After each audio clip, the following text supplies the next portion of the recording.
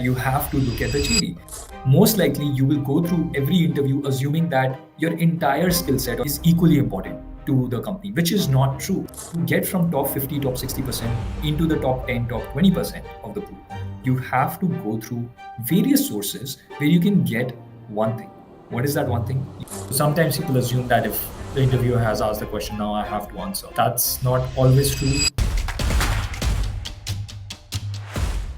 How do you actually, do the pre-interview prep and make sure that you are ready, you don't feel nervous, you don't feel like you will get stumped? I think the first thing that we have, realized as one of the biggest and easiest differentiator is just reading the JD for your job that you're interviewing for very, very minutely. I know this might sound funny to a lot of you who might think this is so natural, this is so simple, that you have to look at the JD and you have to understand what exactly the company is looking for.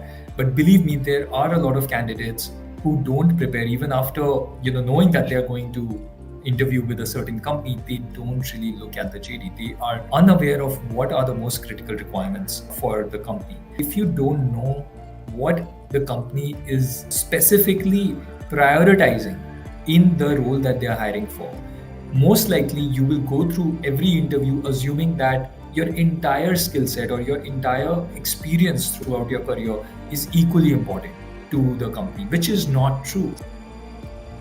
Sometimes the JD is not enough. It doesn't give you sufficient evidence of what the company is actually doing to get from top 50, top 60% into the top 10, top 20% of the pool.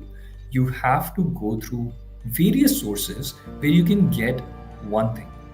What is that one thing? You're looking for a unique insight.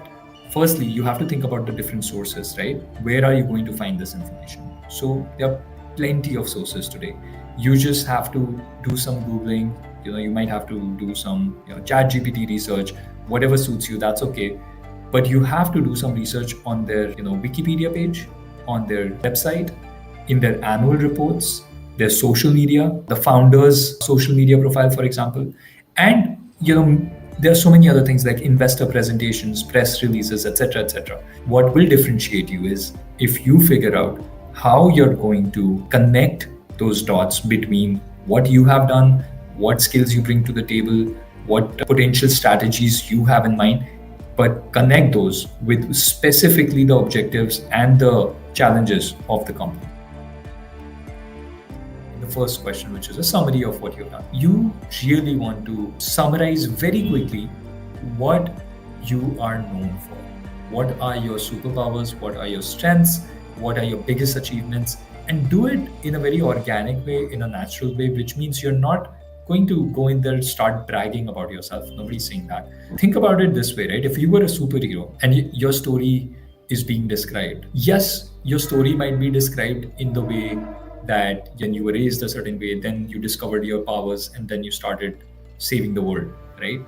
But if you think about it, every superhero that we remember them for the superpowers, right? You should have prepared with a lot of examples from your work experience that justify, that validate and support, whatever answers you're giving. Make sure that any examples that you're talking about are not just examples that you feel proud of, but are also examples that resonate with the kind of talent and skills that the company is looking for, right? So you want to ensure that you're not just going with 2-3 examples. You should go with at least 5-6, because you never know what kind of scenario they might put in front of you. And make sure these 5-6 are not just about you.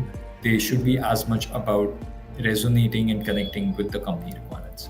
Sometimes people assume that if the interviewer has asked the question, now I have to answer. That's not always true. If you need a little bit of additional context or information to be able to give a better answer, or even an educated guess to begin with, it's absolutely fine to ask that question.